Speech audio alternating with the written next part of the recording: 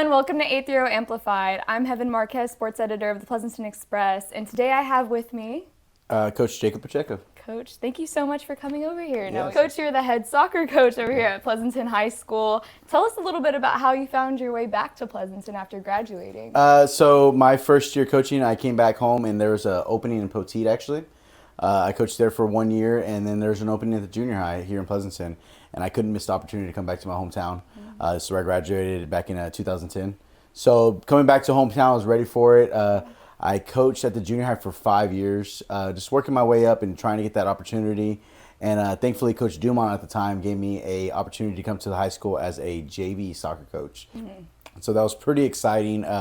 Really excited to take that step up. And then just this past year, Coach Biden gave me the opportunity as he left, and Coach Liska hired me on to be a head soccer coach. It was really, really exciting. So it's kind of what I've dreamed of my whole life. Yeah. Kind of exciting. Man, I know. Well, we all have had an incredible season so far. I mean, y'all are just getting started. I did kind of want to talk to you a little bit about your team this year. So, I mean, from what I've seen on the roster, you have like 13 seniors. Yes, is that we do. correct? We actually have 12 12 seniors. seniors. Yes. Gotcha. Well, I mean, what can you kind of tell us about their experience from this past season and what they bring to the table for this year? Well, it's kind of exciting to coach those boys actually, because I coached them in junior high. So I've kind of moved up with them, and now they're seniors, and seeing them grow, it's been something really special. Some of them didn't make the team their freshman year, and now they're starting on varsity. So it's really awesome to kind of watch them develop over the years. We have a couple of seniors that have been on varsity since their freshman year, Keaton Diaz and Micah Klein, and they're kind of the backbone of the team right now. They've been through it. They're good captains.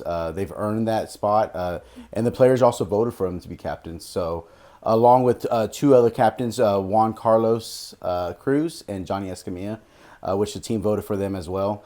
They've just been growing together. It's something special, really, seeing them do that. We went to Ingleside for our first tournament, and we had a team bonding down there on the beach, and it really opened the eyes of a lot of them, and they have a lot more in common than they thought they did. So it's really nice to do that. Yeah, that's really special for you to continue to move up with them and watch them grow and develop as players and as people as well. Yes, ma'am, absolutely. Yeah. Well, you actually begin district on January 27th, correct, versus Floresville. Yes, ma'am. I know that they were a tough team this past year. Yeah. What do you kind of have to say about facing them again this season? Well, we started a tradition this year. My hashtag is tradition starts here, and really want to go for that district title this year. I know Floresville won district the last 3 years, I believe, and Somerset and Uvalde have been right there with them. We have tough competition with Hondo as well, so it's nothing's given to us, but I want to start that tradition of believing that we can win district every year. I truly believe we have a good chance of doing that this year.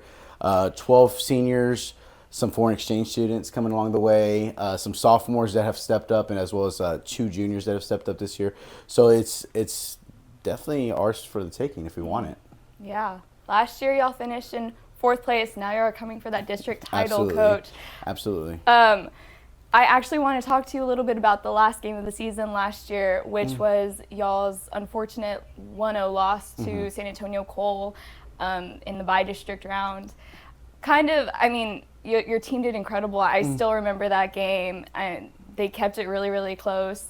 What can you say about how they've continued to develop this year and how y'all are planning to kind of overcome what y'all couldn't last year? Well, I try to teach them that, like, the past is in the past, and you can't keep on reflecting on that. But at the same time, I tell them that you want to do better than what you did last year. And I know they do. These seniors, like I said, have worked really hard. And a lot of them want to end their senior year on a positive note and not losing the first round to a tough team. I know we really fought hard last year, and the coaches last year, we wanted to win that game really bad to prove something for our team. But it always goes the way you want it to go, right? But the boys have a salty taste in their mouth, that's for sure. Yeah. Barely squeaking in, being in 4th place, losing first round 1-0 when we had beat that team in the preseason in our tournament. So it really, those seniors that were around last year, those juniors that were around last year, they really have a salty taste that they want to really prove something and start that tradition, like I was saying. Yeah. So actually, I want to ask a little bit about your motto this year. It's tradition starts here. So how did you kind of come up with the idea of using that as a motivation for the kids? Well, I wanted to take it back to the roots of getting to know the players again. You know, we've had a brotherhood, but it's sometimes been cliquish, where this group is here, this group is here, and I really believe that a brotherhood makes a team. And starting that back over, like when I was in school, our coach had us really be brotherhood and have each other's backs. And you don't have to like each other outside of school, but inside of school, you know, this is where it starts. And just having those things, doing those small things right. Cleaning up the bus after the trip, cleaning up the locker room, making sure your locker looks like this, this, and this, and just little things like that. And if you do the little things right, the big things will fall into place. Yeah. So I truly believe that. Yeah. That's a really great mindset to have, I think, for not just, you know, the soccer program, but for all programs around the board. So beyond just winning and hopefully getting that district title this year, how would you define success for the Eagles? You know, for some of these boys, it is to go play college soccer. But as I said before, we did our team bonding, and we talked about goals in life, right? Goals. And a lot of them said they want to win district. A lot of them said they wanted to go second, third round. But some of them said they want to go pursue a career in ag. And that's totally admirable. Like, soccer comes and goes, but the jobs you make in college, that goes with you forever, you know? So definitely teaching the boys that, you know, success isn't just about on the soccer field, but it's in life as well. Being a good human being, being a good husband, a father, a good brother, a good son. Those things really matter to me as well, and that's more successful than any record on the chart. Yeah. 100%. I know, I think, again, that's been a very common theme with these coaches is that y'all aren't just mentoring them in the sport, but you're also trying to mentor them in life. Yeah, absolutely. And how everything will continue to apply. I mean, you have a family yourself, so you're trying to lead by example. Absolutely. Yeah. Well, let me see here. Where do you kind of envision the Pleasanton Eagles soccer program within the next few years as y'all continue to build? Yes, so that's a hard question because we have made playoffs consistently since I believe 2007. I don't think we've missed a year of playoffs. But when you think of Pleasanton sports, you don't think about Pleasanton soccer.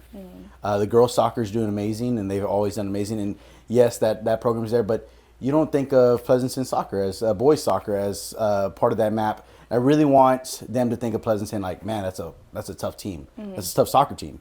Not just a tough football, basketball, baseball team. No, that's a tough soccer team. Yeah. Putting us on the map that way, and you know, have that little bit of fear in people's minds, people's hearts, and like, man, we're gonna have to go face those guys. That's what I really want to envision the future for Pleasanton. Yeah. And I think y'all did that in this past home tournament. I mean, y'all got second place against, unfortunately, a really great San Antonio Christian team. But y'all beat Idea, 8-0. And then y'all beat Canyon Lake 5-1. I mean, Canyon Lake was looking to be a pretty difficult team, and y'all just came out there and completely blew them out of the water. What do you have to say about your team's performance? That was really exciting. And not only beating Canyon Lake, Alice. We beat Alice 6-0, which they had won the tournament in Ingleside the weekend before. So just putting that mindset, we had an unfortunate tournament in Ingleside that it didn't, like, we won the first game against a 5A school 3-0. And so our heads got this big. Yeah. And then we lost the next two games, and it was like, man, it humbled us really well. So coming out to in our tournament that way really shows that we can do a lot more than we think we can. And it also prepared us for the rest of the season. San Antonio Christian, they woke us up in a different way as well. We can't get big-headed, but we also can't shut down if they score a goal on us. And going against hard teams like Floresville and Somerset and Uvalde, we have to be able to bounce back. This past Tuesday, we played Gonzales, and they scored first on us. And we really responded and showed that, that one goal wasn't going to define us. And we ended up scoring two and beating a really tough Gonzales team. So that was nice. Yeah. Coach, you mentioned an inspiration that you wanted to touch on. So my inspiration obviously is my wife and my family. Without them, I really couldn't do any of this. As a coach, as a football and a soccer coach, we get pulled away a lot. And I know that your dad had been a coach for a long time, and you could testify that the moms are the backbone of the family. when we are gone for so many hours. I really couldn't have done it without my wife, and I thank her every day, because without her pushing me and saying you can do this, then I could still be at the junior high, and that's a perfectly good spot as well. But she knew my dreams and hopes, and what we've gone through as a family. She still wants me to strive to be better and reach that top point and win district and win playoff games, and hopefully potentially go to state one of these days. Yeah, absolutely. Shout out Mrs. Pacheco. Yeah, thanks. Who also graduated from Texas Tech. She hasn't graduated yet, but she's getting her doctorate there. Yes. I brought her over to the dark side. There we go. We need to bring more people over there. Yes, I think. yes. Alrighty, Coach. Now we have kind of our last segment of the show. We want to do a little rapid fire questionnaire with you. Okay, I'm ready. Alrighty. So let me start off with, what is your pre-game meal? Do you have one? Fast food. Fast food. Fast food. Anything from Wingstop, Sonic, everything bad in the world, fast game food, and an energy drink. Energy drinks are important, I think. Standing there on the sidelines. Yes, yeah, absolutely. 100%. Yeah. I'm going to need to steal that the next time I'm heading over to your soccer game. Yes. Okay. What would your dream job be if you weren't a coach? Oh, that's hard. I know. Can I be like a bed tester? Like just taking naps no, dream job. It would have to be involved with sports. I love going to the San Antonio FC games and being around the field, even if it's a field crew. Like, I think that's so fascinating to keep the grass. That's such a dad move, isn't it? It is. But the way they stripe the grass and things like that, and are just managing the stadium and really those, it would have to be somewhere along those lines. But I don't know, just a stay-at-home dad. Oh wow. I have a lot of dreams. I don't know. I want to open a restaurant one day, a burger restaurant. Ooh, I would try that. But my wife says you don't have time for that, and I'm like, yeah, I don't. But she's right. She's right. Absolutely right. So Man, I have a lot of dreams. I hadn't even thought about I guess the maintenance on a field or anything like that. That is that's a dad job. That is a dad job. Can I get the New Balance and let's go for it? Yeah. Gosh, you're gonna have your visor on. No, sombrero. My gosh. And fully go for it and have the handkerchief around. Wow. Let's picture my dad cutting grass. So I think that would be like really cool. Yeah. I think you need to take a little internship and figure out how they get those stripes, and then on your new lawn. Yes, absolutely. That's what we're gonna see. Yes, absolutely. Okay. Do you have a go-to pump-up song before a game? Oh no. Oh, yes. Jump Around. I think it's by House of Pain, I believe. I don't know. Shout out to Wesley Laney back in high school for. We used to play that before every soccer game. So it's still to this day, like, I have to play it on the loudspeaker before every soccer game. Yeah. And if you saw me this past Tuesday, I was just jumping around when that song came on. It just gets my blood going, you know? Yeah. So That is a really great tradition. Then. Yes. Sounds fun. What is the best advice that you've ever received? Doesn't have to just be in soccer, but in general. Oh. Well, it didn't happen there's a lot of good advice out there, right? But the best advice I've received this year, and I'm going to take it back to like last week when we lost 2 games in our tournament. We had won a game 3-0, then we should have beat the next team, we lost 1-0. Should have won the next game, we lost 1-0.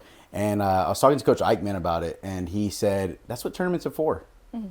It's all good. He's like, yeah, it's on your record, but who cares about the tournament schedule what really matters is district. And when you go to district and if you do good, you go to playoffs, and that's what really matters. But the tournament, it's the tournaments. You're figuring things out. And and Coach Trevino talked me off the ledge a lot this year. Shout out to Coach Trevino for being a great assistant. He had never coached soccer before, and he has done amazing for me. But talking me off the ledge, you're like, man, it's all right. Like, it's all right. We'll figure it out, and we're gonna get a good rotation in, and where kids need to be as positions, and so just sitting there and talking about those things, it eased me from other coaches saying like, hey, it's just a tournament. It's gonna be okay, and we're getting a groove now. So that's the most important thing. Mm-hmm. So it helped. Yeah. For sure. They're just that's your time to figure out where everything's gonna be clicking at for district. Absolutely. Yeah. How would your players describe you in one word? I don't know, dad, like, because I do some dad moves, but I also love the guys. I love the boys. Like, I would do anything for my team. I would literally do anything for my team, and they know it, and I know it, and my wife knows it, and my kids know. So they crazy, I guess. I don't know. I don't know what they would say about me. Every kid's gonna be different because you really have to know your athletes, and I treat every boy different. Every boy I can talk to differently on the sideline, and that's what makes a coach, right? Like, getting to know that I can yell at this kid, but if I yelled at this kid, then that kid might possibly shut down. But yelling at this kid actually pumps him up. So just those things. If you asked every 23 persons on my varsity, they would say something different probably. Yeah. Dad seems to be a great way to describe you after the conversation we just had about your dream job. Sorry, I want to cut grass. And then finally, what would your dream vacation spot be whenever school gets out? Oh. I know it's tough because you also have football. Well, we have summer. We have some summertime. Dream anywhere with my family, to be honest. I love the beach and hate the beach because the sand, and washing sand out of everywhere is not fun. You know what? Just my backyard. Your backyard. My backyard with my family, grilling some food, barbecuing, drinking some cold sodas, and watching the kids play. That's the best. That's my paradise right there. So that's number one. That was great. That's a really great answer. Yeah, thanks. It goes, of course, hand in hand with your dad persona now. Absolutely. All right. Coach, thank you so much for coming on A30 Amplified. We're super excited to see what the season holds for y'all. And thank you so much for tuning in to A30 Amplified, powered by PleasantonExpress.com. I'm Heaven Marquez. I'm Jacob Pacheco. And we'll see you next time. Bye.